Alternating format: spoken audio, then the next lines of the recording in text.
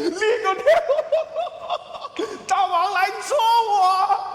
大王，你來抓我呀！跑我！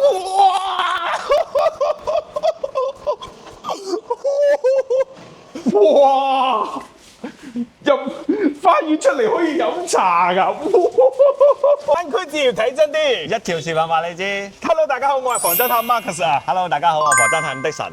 嗱，今期咧就一定要呼籲成個粵港澳大灣區嘅發展商過嚟我哋中山呢度考察下我哋呢個第4代住宅係點可以做成咁樣啊！真係好失禮，真係好丟架。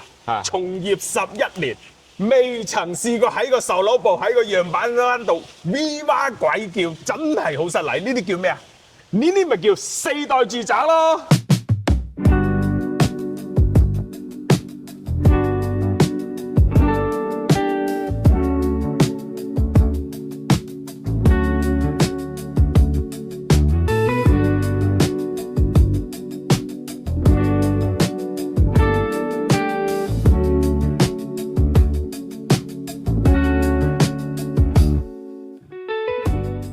我已經好想去包裝自己，唔係大鄉里七成噶啦。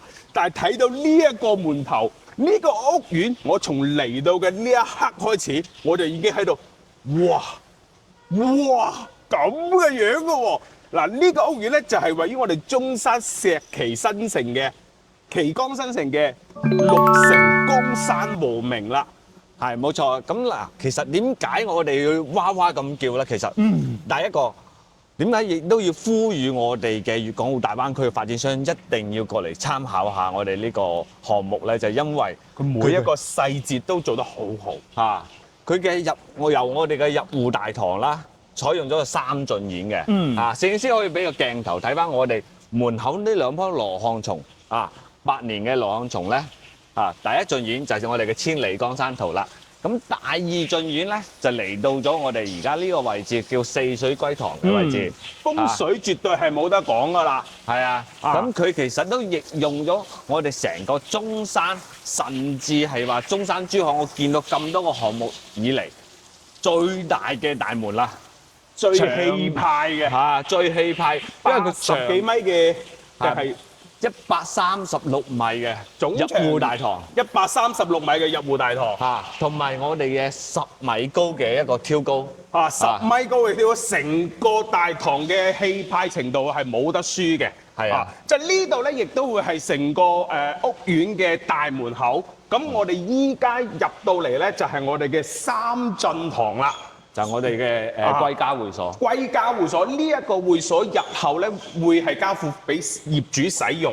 咁成個屋苑咧，俾到人嘅感覺就係業主一返屋企呢啲咁嘅會所咁嘅環境，飛市絕對係冇得好輸噶啦。同埋咧，我哋成個項目咧係採用咗抬高式設計嘅。咁我哋以前嘅地下停車場啦，就會係我哋嘅地下室嘅打樁落去，但係呢個唔係，呢個我哋其實會所係抬高咗10米，亦即係話我哋嘅停車場喺1樓，但係我哋嘅花園咧喺2樓嘅，係空中嘅花園嚟嘅，空中花園。但係咧，我哋呢個花園咧係做咗一個下沉式嘅會所形式，即係除咗我哋1樓之外咧，2樓亦都係一個成個花園嘅。咁我哋先睇下我哋嘅歸家儀式感先。呢度就係我哋嘅停車場，停完車入翻屋企嘅入口啦。嗱，其實而家目前在售嗰啲項目咧，4代住宅可以講係非常之罕有嘅。但係罕有之餘咧，發展商係可以做到你嘅停車場都可以做到咁靚。真係有少少似有埋頂啊，有埋燈頂啊嗰啲。講真嗰句，你係俾5星級我覺得有少少似咩嘅感覺咧？就係我唔知觀眾朋友有冇去過，即係澳門嘅瑞吉酒店嗰個賭場瑞吉酒店樓下嘅大堂就係咁樣啦。係冇錯，真係嘅，呢個完全係真係認證咗某一個開發商講嘅嗰句話，給你一個五星級的價。但係呢個咧就唔係碧桂園，呢個係我哋嘅城建同埋綠城合作開發嘅一個項目，叫江山和明。城建咧就係中山最大嘅國企嚟嘅。係國企，咁佢亦都相當於佢嘅份量，相當於珠海嘅華發咁綠城咧亦都係喺香港上市啦。咁好多香港、澳門嘅朋友對於呢個開發商嘅話，應該就唔會陌生噶啦。同埋佢綠城一直以嚟咧都係做豪宅為主。佢嘅項目嘅一個好評性都係會比較高嘅。睇翻我哋呢個下沉式嘅會所，其實做得都係靚嘅。我哋有我哋嘅公區嘅休息區啦，中間擺埋啲樹木啊，其實成個係俾你係感覺好大氣。即係呢個係我目前睇到，雖然佢個呢個唔算大，講真嘅花園成個項目唔算大，唔算大，包括呢個下沉式嘅花園其實唔算，但係佢嘅分佈同埋佢嘅成個設計係俾人感覺係好大氣、好大氣嘅。咁嚟到呢邊先，我哋睇下個沙盤。其實咁我哋成個沙盤咧，講緊係你見到係3座啫，但係咧佢有水晶體㗎嚇，啲水晶體前面呢一排咧1、2、3座咧係細面積嘅，3座就已經開盤當日已經售罄㗎啦。呢個亦都係創下咗而家中山嘅紀錄。我個人感覺珠海都冇咁樣嘅項目。2023年至今未有一個項目可以做到當日開售，成棟就已經係冇晒清貨嘅。咁佢3座呢度咧就119平嘅，但係已經清晒貨啦。冇貨啦。而家啱啱加推嘅咧就係我哋1座咁1座呢度咧都係一梯一戶嘅一梯一戶。咁左邊一戶，右邊一戶，都係統稱2梯2戶啦。同埋我哋嘅一共層高咧係26層高嘅啫，佢唔算得係嗰啲超高層住宅。第二個我哋成個項目講緊咧，除咗我係下層式嘅會所之外，我哋每一座樓下咧係做咗我哋嘅飯會所嘅。咁1、2、3座做飯會所啦，我哋咁5座咧，5座同埋6座嘅會所就會有翻少少主題。5座嘅同埋6座咧，5座主要做翻我哋嘅兒童天地。咁6座咧就相對於我哋女士咧，就比較係友好嘅，咁佢有個名叫女王專屬區，咁佢成個6座咧，因為佢係最大面積嘅6座係講緊係2210尺，2210尺嘅建築面積，佢套內面積係可以去到成近300平，300平，即係300平嘅套內面積嘅等於，但係佢就做咗我哋嘅女王專屬區就喺樓下啦。咁佢做翻我哋嘅美甲啦，即係完全係可以將名媛生活搬翻屋企，就唔使再去咩希頓啊，或者咩啲88蚊拼團嘅下午茶，直接喺屋企樓下就有下午茶啦，又有美甲啦，咁佢其實好多影相嘅地方下午茶休閒嘅地方。其實我哋買樓，而家買樓唔係為咗剛需㗎啦，已經，更加咗係為咗改善我哋嘅生活，提升咗將出面嘅配套搬翻到嚟我哋屋企入邊，拉高我哋消費都係講求性價比嘅。咁我買咗呢間屋嘅性價比，其實就已經係拉得好高㗎啦。我唔使再成日浪費我嘅生活時間成本同埋我嘅金錢成本，我要走出去整咁多嘢，喺屋企樓下就已經係可以捉晒啦。book 人上門幫你整埋指甲，呢啲咪叫做性價比咯，係咪先？呢啲叫享受。係啦。咁成個盤咧，佢講緊咧。寫住9座嘅，但係實際咧係得8座嘅啫，因為冇4字嘅，冇4字嘅嚇。咁1、2、3就會到5、6、7、8、9噶啦。咁佢分2期開發，第一期咧就做咗我哋嘅1、2、3、5、6 6，之後7、8、9咧屬於2期，嗰度咧就會遲少少交樓。咁我哋1期咧就去到28年嘅7月30號。都係嗰句話啦，如果係想要追求4代住宅嘅。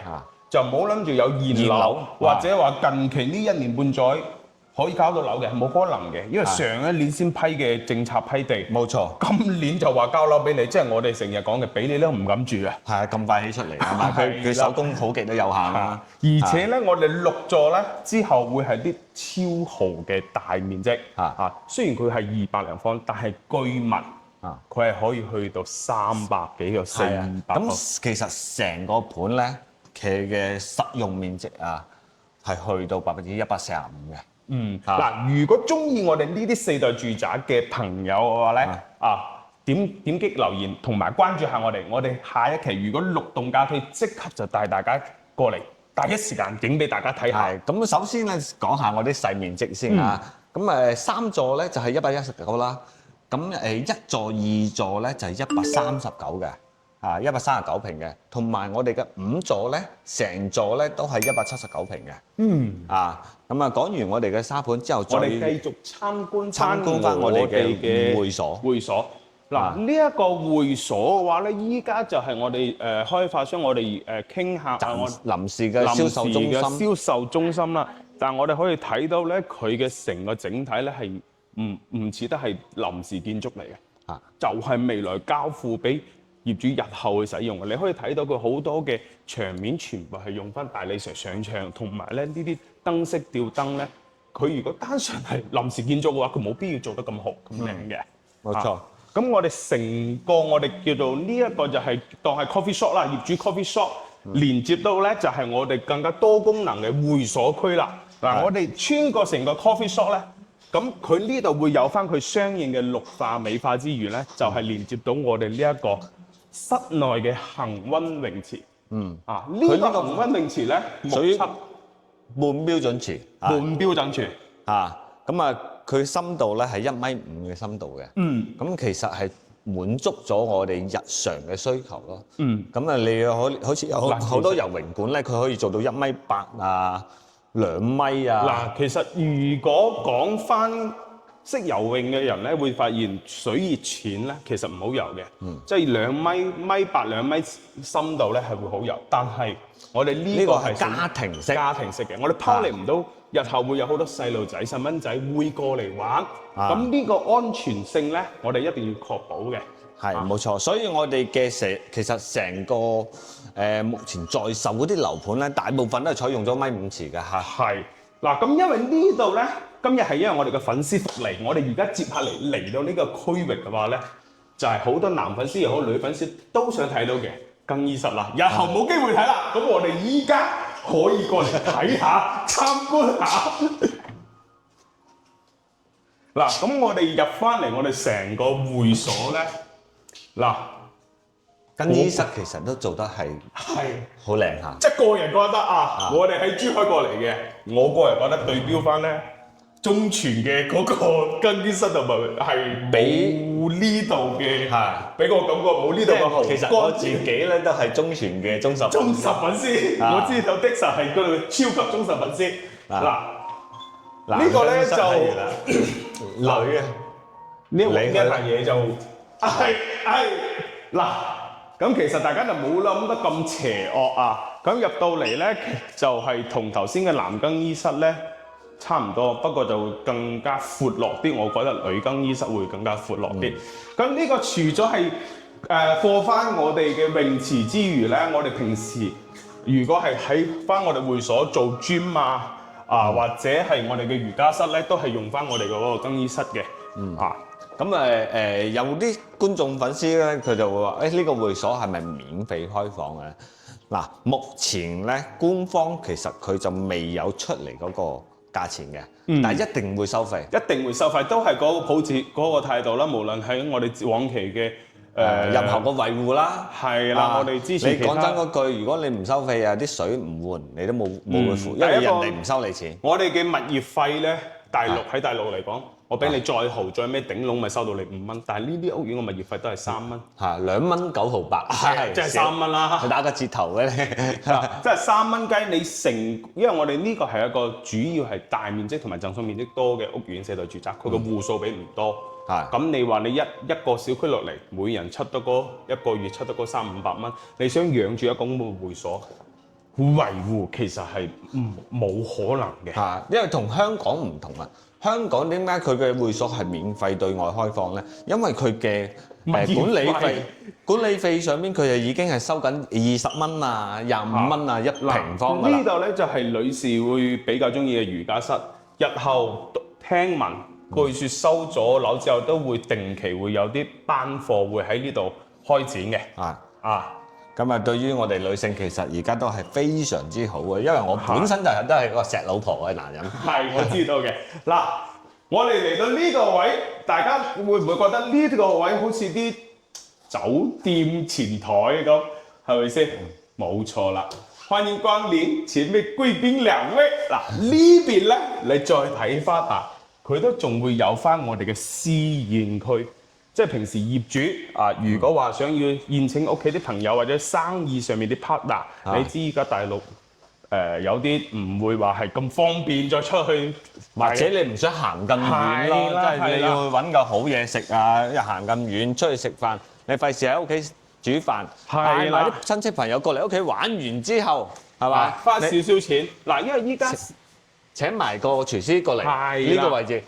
煮埋餐飯又唔使搞到屋企污糟邋遢，我覺得係呢個設施咧係非常非常之好嘅。我飲完食完，我飲醉咗，嗌個連代價都唔使㗎，直接翻上房就攬翻度瞓啦，啲人都翻房瞓啦。嗱，呢一個咧就係我哋平時用到可能書吧啦、coffee shop 啦，咁我哋現有嘅 coffee shop 可以嗌佢又送過嚟，送杯咖啡過嚟呢度睇下書係嘛？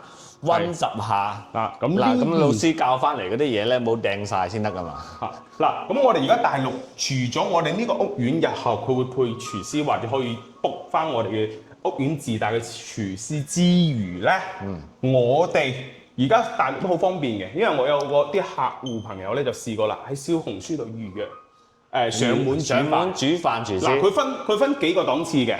有普通家庭版，之後家庭版你煮幾多個餸，又點收費？仲有一個最勁嘅3檔星廚係直接係請個5星級廚師過到嚟你屋企幫你設置家宴。但係屋企你如果係話嚟得10個8個嘅情況下面，咁你間屋咧係坐唔落咁多人噶嘛，或者10零個坐唔落咁多人呢啲咁。呢個宴會廳咧，其實我覺得係非常非常之好，特別好似阿的神我，因為我自己朋友同埋客戶特別多，就豬朋狗友多，豬朋狗友又多咁啊又中意飲翻2杯嘅時候，咁啊老婆又話你不如唔好出去飲啦，喺屋企樓下自己飲就算啦。嗱呢個係最適合我啦。係啦，嗱呢啲嘅話你整完落嚟嘅話，你又唔使執，同埋你成個落嚟俾人感覺就係喂過嚟我屋企食飯咪得啦，你入到嚟啦嘛。從入屋企管家就已經開始，的神阿博總入到嚟又要幫你沖手茶，呢啲咪叫面子咯，係咪先？嗱，咁我哋入翻嚟過翻嚟呢邊咧，仲有嗱呢一度咧，仲係有一間房嘅。咁我唔知道係咪人哋開會定點啦？嗱，咁呢一邊。人哋開會，咁呢度咧就係我哋嘅麻雀室同埋棋牌室嘅，係啦。咁我哋成個會所咧就睇完啦。我哋而家再坐翻我哋嘅 lift 咧，上到我哋嘅1樓花園，先睇埋個花園先，再上陽板間。OK。咁我哋而家就嚟到咗我哋成個屋苑真真正正嘅花園啦。我哋成個屋苑咧係做咗抬高式嘅。咁呢下面咧就係我哋嘅一個1樓嘅大堂會所嚟嘅，咁我哋而家入到嚟呢一個位咧，先至係我哋成個屋苑嘅花園嚟嘅。咁我哋可以睇到咧，我哋所有嘅流動咧都係做咗呢啲風雨連廊嚟連接翻。咁呢個亦都係一個好貼心嘅一個設計嚟嘅。咁嗱，我哋而家成個屋苑嘅話咧，其他棟數嘅樓下咧都係一個普通嘅飯會所啦。咁我哋嘅5座。做咗我哋嘅兒童天地，同埋6座咧就做咗我哋嘅女王專屬區嘅。咁除咗呢2個區域之外咧，其實花園都仲有其他休閒嘅休息地方啊。咁而家咧就嚟咗我哋嘅2座嘅139平嘅嗰個大堂啦。嗱呢個大堂咧，我真係好中意。我真係非常感覺佢好似澳門嘅嗰個瑞吉酒店嘅嗰個入戶大堂嘅感覺。咁其實就係給你一個5星級的家，係嘛？OK，咁我哋呢啲就係豪華嘅感覺。嗱，我哋而家就嚟到咗139平方嘅單位度，真係有少少誇張。入嚟第一次見過，真係失禮，第一次見到入戶花園係做翻個茶室咁嘅。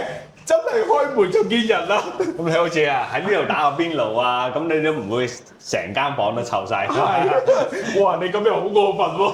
但係我個人建議咧，即係個人建議咧，呢個位置咧都係裝翻我哋嘅鞋櫃嘅地方。衣櫃、鞋櫃咁就好啲。鞋櫃。咁呢個咧，我哋嘅入戶門咧，我哋可以睇到係好多細節同埋睇起身咧係好有藝術同埋好氣派嘅。我覺得成間屋我最中意嘅感覺咧，嗱，我哋首先真正嘅正大門咧係喺呢度入嚟㗎啦。入門咧就做咗個玄關位啦。入戶玄關，如果氣派少少，哇！呢幅畫咧都好有意思嘅，氣派少少，再整翻啲大氣少少啲山水畫啊，咁呢間屋就真係冇得輸。同埋我哋呢個位置咧就 set 好咗個鞋櫃位，但係都係講翻啱先嗰句，將鞋櫃位咧 set 翻喺出面。咁嗰個味道咧就留翻出面，間屋先清新少少。可能係因為你有腳氣嘅問題啫。我絕對係冇嘅。嗱，成間屋咧，我覺得佢嘅設計我最中意就係呢一個位啦。嗱，入到嚟呢一度咧，即係從我哋嘅 lift 出嚟。咁一出到嚟咧，就翻到嚟呢度，我真係好似個 coffee shop 咁啊！呢啲真係頭先我哋講到嘅性價比，我唔使出去飲 coffee，我一樣我裝修好啲咧。我喺屋企就係嘆茶，真係叫嘆啦呢下。係啊，同埋咧，佢139平咧係做咗我哋嘅4房3衛嘅。 4房3衛添。4房3衛，有2個係套房嚟㗎。同埋咧呢一度咧，到時候交付嗰陣時咧係有門㗎啊！嗰度係一個我哋呢度係有門嘅，就唔使擔心話安全隱患問題啦。同埋咧呢個位置咧都係。因為佢係中空係會比較高嘅，如果攝影師可以影得到出面嘅話，你會睇到有6米高咁高嘅，所以其實我個人建議咧裝翻好似發展商呢個咁樣伸縮棚啊，咁啊落雨嘅時候就會將呢個棚伸埋出嚟，咁佢唔會話呢個露台嘅地方會濕晒咁樣咯。係啦。之後我哋再入翻嚟我哋嘅客廳。咁啊，客廳咧係雙露台，呢邊咧係駁咗個露台，呢度推咗出去㗎啦，推出去嘅，推埋出去嘅啦。嗱呢隻推出去咧，咁係完全冇問題，因為佢嗰邊咧雙露台咧，佢打開咗，真係俾你感覺係好採光通風，係完全係冇問題嘅。139方呢一個戶型，我哋可以睇到我哋成個廳啊，係非常之闊落，但係至少60個方。但係有一個問題要同大家講清楚，呢個位置咧，下面木板嘅呢個位置咧係間房嚟嘅，係啊，呢個剝咗間房嚟㗎啦。將個廳係做大咗，實際交付嘅時候，呢度係有間房嘅。其實呢一個位嚟講嘅話，我覺得反而咁嘅一個裝修係多餘咗啦。因為呢個廳已經係足夠嘅大，呢間房係完全可以留住喺度。或者呢一度嘅話，因為呢度已經做咗個吧台啦，呢度其實剝到真係冇乜太大作用㗎啦。你擺張鋼琴喺度咯，彈下琴啊呢啲。咁啊呢個位置咧就做咗我哋啲儲物空間嘅。走廊呢個位其實都係合理利用咗起身咯，呢個位。即係平時去人哋屋企嘅時候都係收埋喺呢個咁嘅地方嘅。你一打開個門翻到嚟，就見到有個人，點解有個人喺度啊？恐怖嘅拍恐怖片添。咁啊，你不嬲嗰個時候都係唔着衫㗎啦。咁啊入到嚟我哋嘅長輩房啦，長輩房係做咗個套房嘅設計嘅。三邊嘅落床米五床，三邊落床。係三邊落床，米五床。咁佢139平方嘅咧，就係望翻我哋嘅馬路邊。係啦，對面就係我哋嘅時代雲圖呢個屋苑。呢個就係對面就係舊小區嚟嘅，我哋可以睇到佢3代住宅，無論係露台定係點，其實都係冇得揮㗎啦。爭好遠。所以呢啲產品如果上咗市面之後咧，3-2年到二手流出嗰陣時咧，咁我哋呢啲嘅產品，佢競爭力就非常非常大啦。所以依家呢啲產品佢嘅保值咧係會比人哋高。咁固然我哋而家買賣嘅價錢咧，亦相比嚟講，我哋喺依家2026年嘅時代，中山哪怕係中山市中心，我哋嘅價錢買到19,500到21,500，其實唔算平嘅，唔算平。但係你要咁樣計，係我教你一個計算方式，物超所值。買樓咧，你一定要係計嗰個套內面積、使用面積，我哋叫使用面積。使用面積嘅單價嚟同大家計算，而唔係實用面積咁簡單啦。因為我哋使用到嘅空間係啦，冇錯，係好夠。千祈唔好睇個房產證，房產證其實並沒有太多嘅作用。咁你用到個地方先有用啊嘛。係啦，咁我哋贈送到嘅面積，如果寫喺房產證上面咧，就加錢啦，收錢啦。嗱，我哋再嚟睇翻呢度咧，就做翻個兒童房，咁就唔係套房嚟噶啦。咁兒童房呢邊其實都夠闊落嘅，可以做翻個書台位啊，做翻個衣櫃啊，其實都夠晒㗎啦。因為佢139平，佢套內面積佢都講緊有170幾㗎啦。嗱，我最中意都係呢個主人房。咁主人房咧呢個咧270度嘅採光咧，呢個就梗㗎啦。所有嘅4代住宅，我哋前嗰幾期嘅視頻咧，其實都有講到，係基本上4代住宅都係270度嘅採光嚟嘅。係啦，咁佢主人房咧亦都係做咗個好闊落啊，衣帽間嘅設計。因為其實我個人覺得Max 個人覺得佢呢度已經做到270度嘅採光嘅情況下面咧，呢度直情係做滿晒。全部做山櫃，佢嘅空間係完全係夠嘅，夠曬。先你後少少，我哋再嚟睇翻，其實呢個位係完全係好充足，去做一個大型衣帽間，全部做晒都唔會覺得好夾攝添嘅。同埋咧，佢嘅洗手間佢有個缺點係咩咧？佢冇做浴缸。係啦，冇做浴缸。講真嘅，呢個主人房都還可以啦，但係洗手間係細咗啲嘅，洗手間係細咗啲嘅。咁其實你所有戶型佢唔係話樣樣都好晒噶嘛，咁樣樣好晒嘅話就價錢有再貴啲，再貴翻少少啦。陰公好心理，你間屋已經咁大啦，你唔通日日仲踎喺廁所咩？係咪先？夠用就得啦。有個咁靚嘅 coffee shop 啊，你做成日踎喺廁所玩手機人，出到嚟呢度整翻支雪茄坐住喺度，咁係咪搖翻杯冰美式又好，乜都有啦。睇自己係嘛？係啦，86年嘅雷碧，唔係雪碧，雷碧嗱。咁呢個單位咧就全部睇晒啦。咁我哋同大家講下，我哋呢個係屬於一個單數層。咁單數層嘅話咧就係雙露台嘅。係。咁如果雙數層咧就係超大露台，係超長露台。超長露台。咁單價嚟講嘅話咧，呢個單數層會貴翻少少。貴翻少少，均價係喺4-5萬蚊咁上下總價。總價貴翻4-5萬，單價係呢個係為到2萬蚊左右咯。2萬蚊左右。總價去到290萬。290萬嘅，咁首期嘅話就為個係45萬左右啦。45萬。咁供嘅話就係10300左右。1萬你當佢1萬蚊左右啦。係 OK，咁我哋呢度咧就仲有一個再大翻少少嘅戶型，179個方嘅。目前呢個屋苑咧，當佢係買剩啦，因為佢搶得真係好快，買剩就只有呢兩個戶型啦。係 OK，咁我事不宜遲，我哋再睇下下一個戶型。好 OK，咁我哋依家就嚟到咗5座，亦都係而家目前成個項目買緊最大嘅面積嘅一個單位。179個方嘅，嗱咁照樣啦，我哋都係獨梯獨戶嘅，我哋可以睇到我哋呢一嚿嘅入戶花園咧，足都有成30平咁滯嘅啦，呢個。呢度至少，如果我老婆同我講叫我出街瞓，出街瞓咪出街瞓啦，冇地方瞓啦。咁呢個位置咧都可以擺翻個米八床，絕對冇問題嘅。呢個叫出街瞓係嘛？係啦。咁其實咧，佢成個樓層咧都係。我哋成個盤都係獨梯獨戶，咁其實出街瞓係完全冇影響嘅。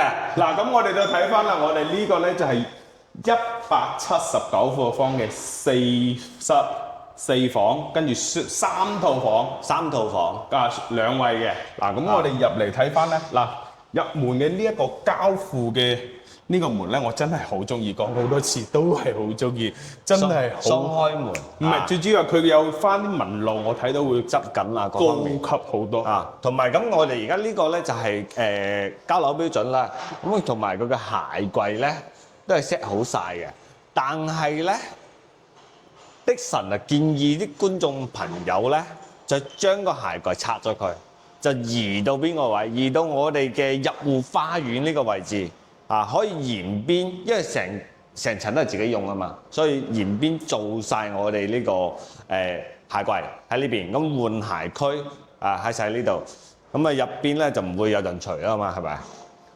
嗱，我覺得如果係新婚家庭或者熱戀期嘅情侶就唔好買呢啲單位啦。揾唔到人，係啊，即係實在太大，異地戀啦。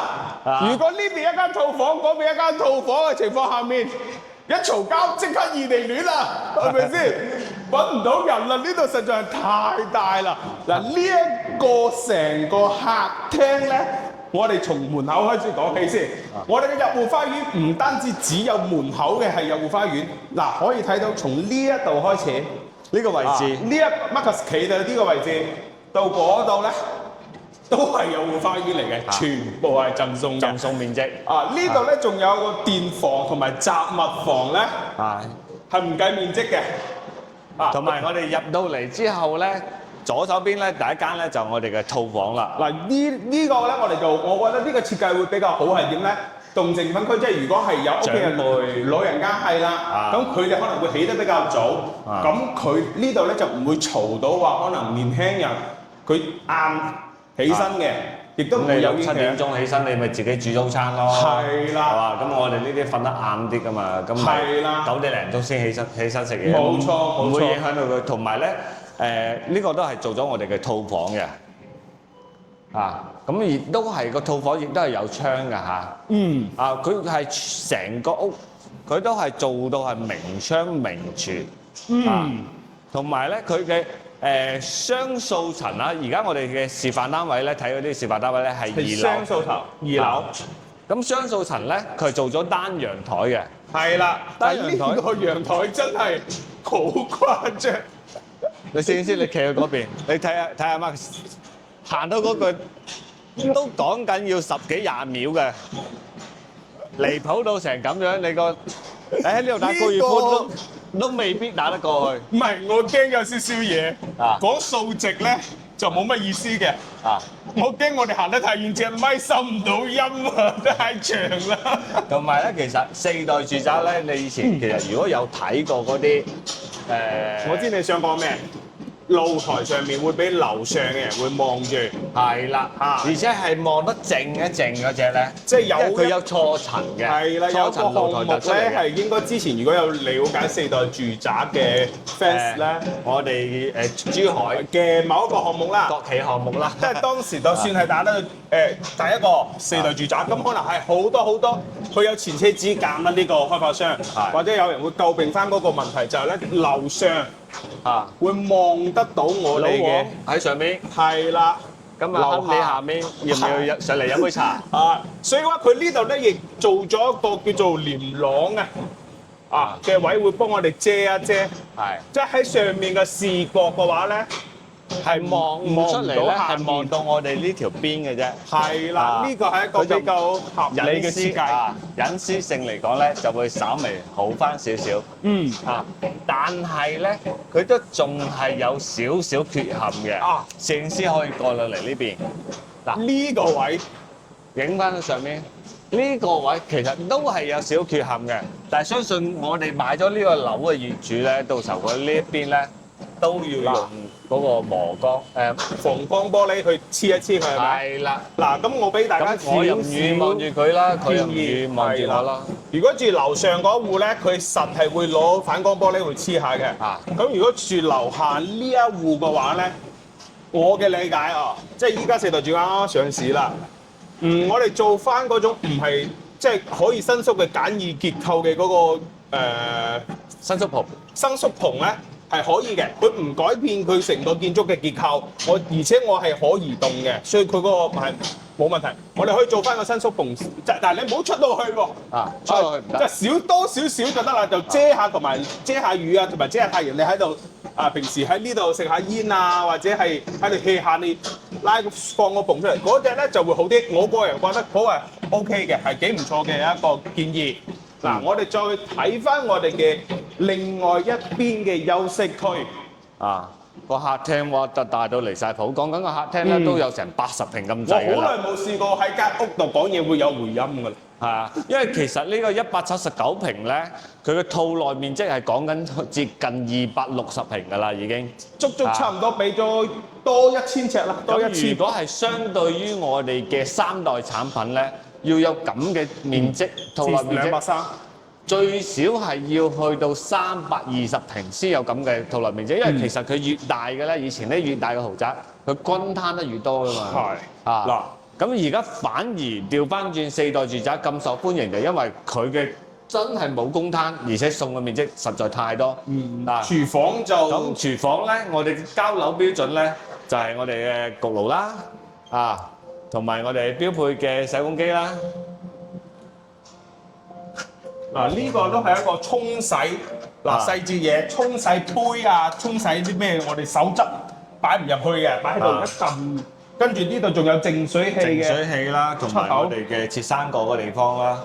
一體式嘅洗碗盤嘅，Dixon係中意呢個嘅，因為屋企都係我自己洗碗多啊嘛，我老婆煮飯，我就洗碗。但係所以咧呢個位置咧係可以將咁大個鑊擺得落去洗。如果分體式嗰只咧，佢係擺唔到嘅。即係舊式嗰只係的確係依家越用越唔好用嘅一個狀態啦。呢邊咧就做翻我哋嘅雙門嘅雪櫃位，但係如果相對於179平嘅面積嚟講咧，呢個廚房唔算得係十分大，但係夠用。個客廳、飯廳就夠大，你擺翻個6到8人嘅座位，絕對係冇問題嘅。而且我哋仲要同大家講翻呢個廳大喺邊度咧？呢個位陽台嚟嘅。呢度開始出去先係陽台。冇錯。唔係我哋頭先喺度 V 哇鬼叫嘅地方係陽台啊！呢度開始就已經係陽台。同埋佢嘅交樓標準都係十分高啦，包括我哋嘅中央冷氣啦，全屋中央冷氣啦，同埋我哋嘅一個屋苑成個天花嘅雙眼皮吊頂咧，全部幫我哋做好晒嘅。做好晒。嗱，咁我哋睇翻入到嚟第2間房啦。咁第2間咧，亦都係我哋嘅套房嚟嘅。咁呢間房咧，咁更多係作為我哋嘅細蚊仔嘅屋啊，呢個房，同埋呢個位咧係飄窗位嚟嘅。幫你打咗佢㗎啦，都係交付俾你打咗送㗎。送得太多啦，冇辦法。食人手軟啊，食人哋嘅手軟，攞人哋口軟嘛，食人哋嘅口軟，攞人哋嘅手軟。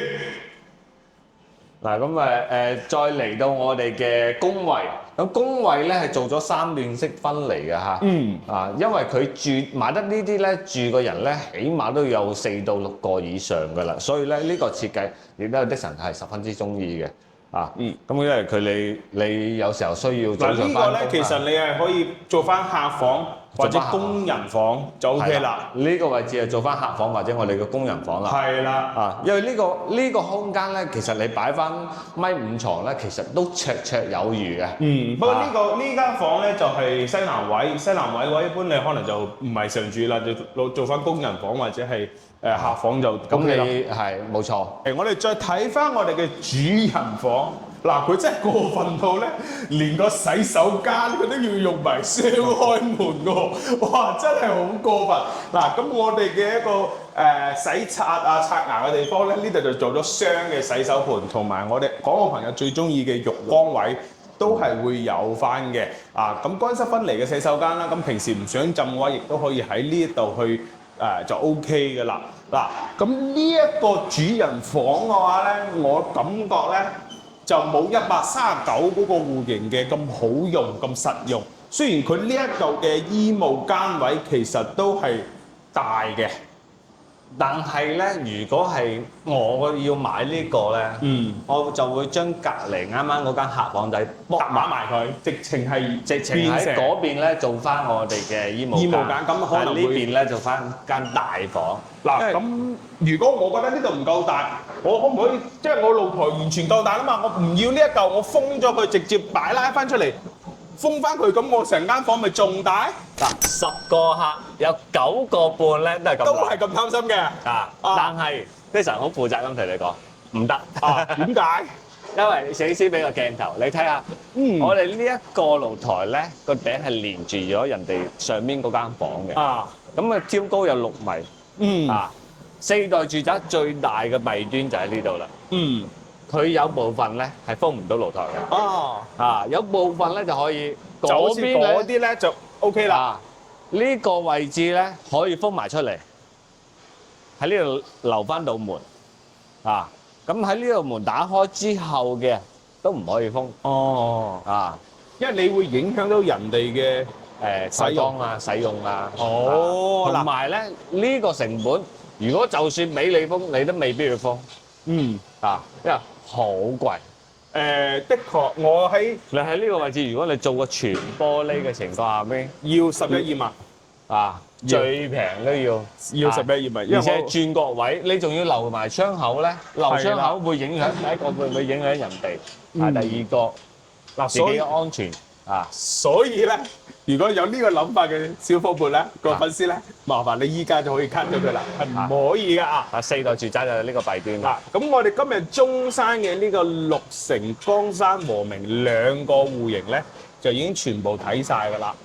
如果要翻細面積嘅119嗰隻咧，只俾你一個字等。